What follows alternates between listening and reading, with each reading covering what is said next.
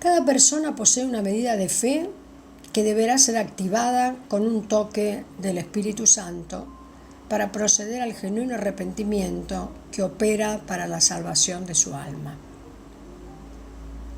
El genuino arrepentimiento consta de fases que no podemos estandarizar, ya que cada persona tiene sus tiempos para responder al llamado del Señor.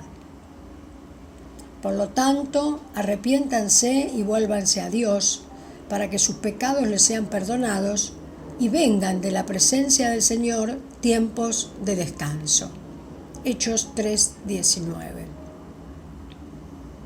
¿Arrepiéntanse de qué? De los pecados. ¿Qué es el pecado?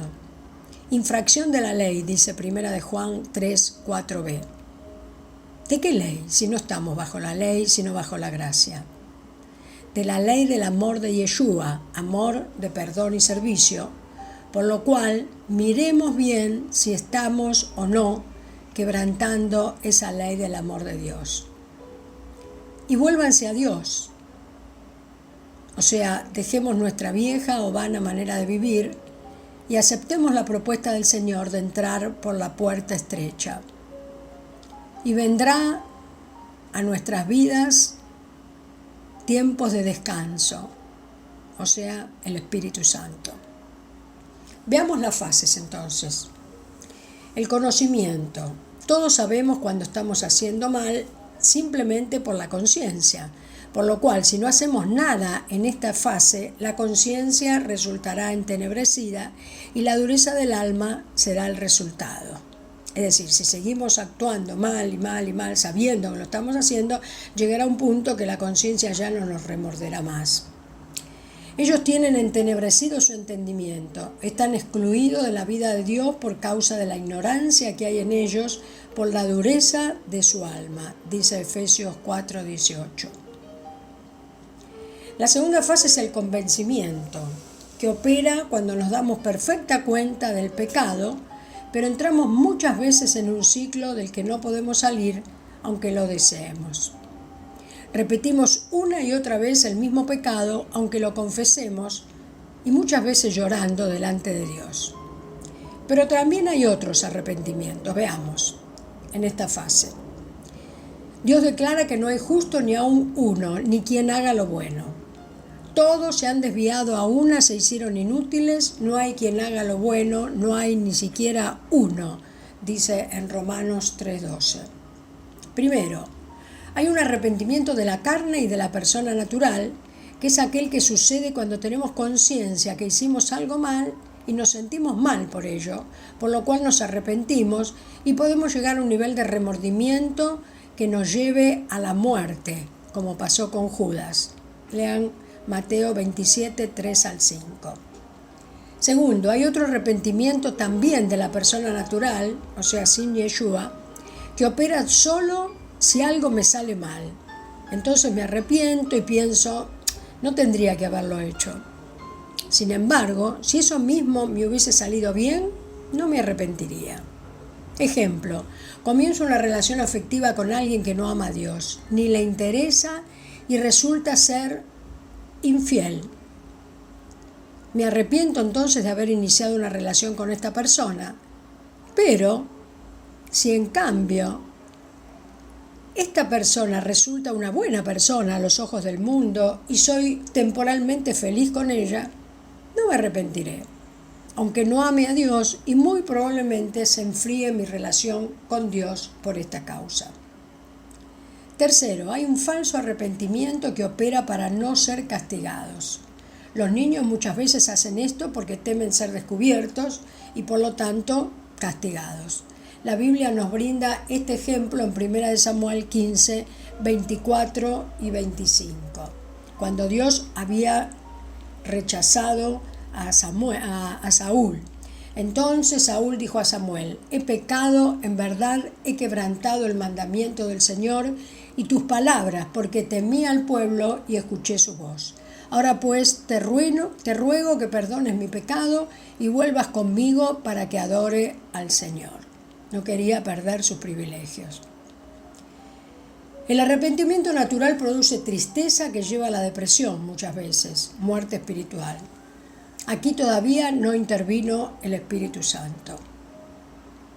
Porque la tristeza que es conforme a la voluntad de Dios produce un arrepentimiento que conduce a la salvación sin dejar pesar. Pero la tristeza del mundo produce muerte. 1 Corintios 7:10. La conversión, tercera fase, finalmente se realiza cuando el Espíritu Santo, producto del genuino arrepentimiento, nos cambia la mente y el corazón, que es lo mismo para la Biblia, y entonces dejamos nuestra antigua manera de vivir y comenzamos a caminar en vida nueva. Este es un proceso que durará todo nuestro peregrinaje por esta tierra.